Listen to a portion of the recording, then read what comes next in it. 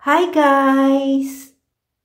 I-share ko kung paano gumawa ng original espasol ng Laguna at makikita nyo ang lahat ng ingredients sa description box. Ang una munang gagawin ay i-toast ang glutinous rice flour sa medium heat hanggang ito ay maging light brown. And after toasting, ay i-turn up ang heat at mag-reserve ng 1 cup toasted flour. I-transfer ang toasted flour sa bowl saka i-set aside ito.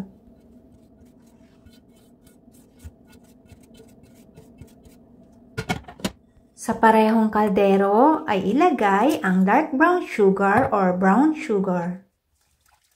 Ibuhos ang evaporated milk at coconut cream. Coconut cream po na nasa lata ang ginamit ko rito dahil wala pong nabibiling sariwang niyog dito. I-mix ito hanggang ma-dissolve ang sugar, saka i-turn on ang heat sa medium. Patuloy na i-mix at pakuluin ito. At pag kumukulo na ito ay pahinaan ang apoy. Pag nakita nyo ng maliliit ang bubbles habang kumukulo, saka lamang ilagay ang toasted flour. Muli itong i-mix at kakailanganin ang pagtitiis at pagtsatsaga sa paghahalo. Patuloy itong halu-haluin at lutuin ng 30 to 40 minutes o hanggang maging sticky at shiny ang mixture. Pag ganito na po ang texture o consistency ng dough ay pwede nang tanggalin sa apoy. Bago ito isalin sa rectangle or square container ay mag-spread muna ng reserved toasted flour. Pagkatapos mag-spread ng toasted flour ay pwede nang ilagay ang cooked mixture. I-spread naman ang cooked mixture at patagin ito.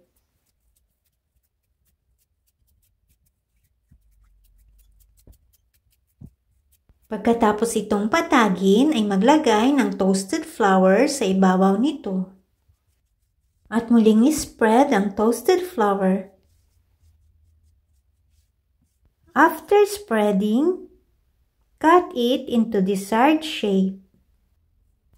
Pwede pong square or rectangle or nasa sa inyo na po kung anong shape ang gusto nyo.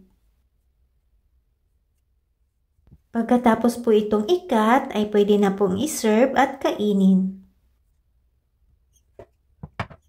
Kung gusto nyo naman itong pang business ay pwedeng ilagay sa container.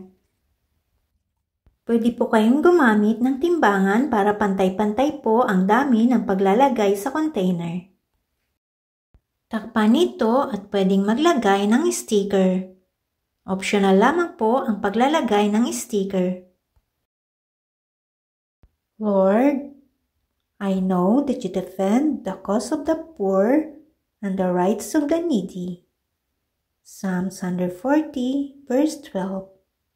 Thanks for watching.